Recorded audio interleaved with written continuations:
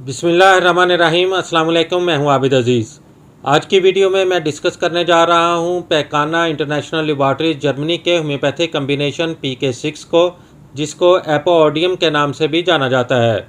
PK6 की composition में जो एक्टिव इंग्रेडिएंट्स का इस्तेमाल किया गया है उसमें शामिल है एस्कोलेसिप 1X, एपोसाइनम 2X, कन्वेलेरिया माज 1X, हेलिबोरस 4X, thuja 6X, सैम्बोकस नाइग्रास Q, स्पाइरिया अल्मारिया Q और स्टिग्मेटामेडस Q।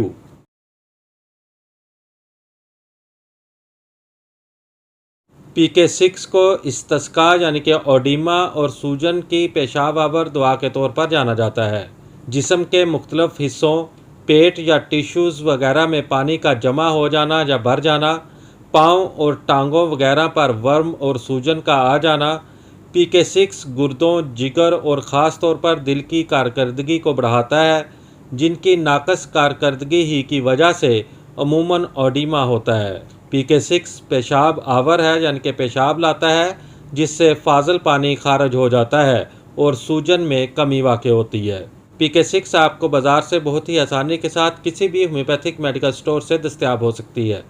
PK6 की खुराक का इस्तेमाल कुछ इस तरह से है कि 10 से 15 कतरे 2 घूंट पानी में हल करके मरीज़ को दिन में 3 बार इस्तेमाल करवाने चाहिए। उम्मीद करता हूं कि ये वीडियो आपको अच्छी लगी होगी। अगर वीडियो अच्छी लगी है तो इसको लाइक कर दें, और अगर आप मज़ीद होम्योपैथिक मेडिसिन के बारे में इंफॉर्मेशन हासिल करना चाहते हैं तो मेरी रिक्वेस्ट है कि इस चैनल को सब्सक्राइब करने के साथ साथ बेल आइकन को भी प्रेस कर लें, ताकि मेरी हर नई आने वाली वीडियो आपको बर वक्त मिल सके। इसी के साथ ही नेक्स्ट वीडियो तक मुझे दें इजाज़त। अल्लाह हाफिज़।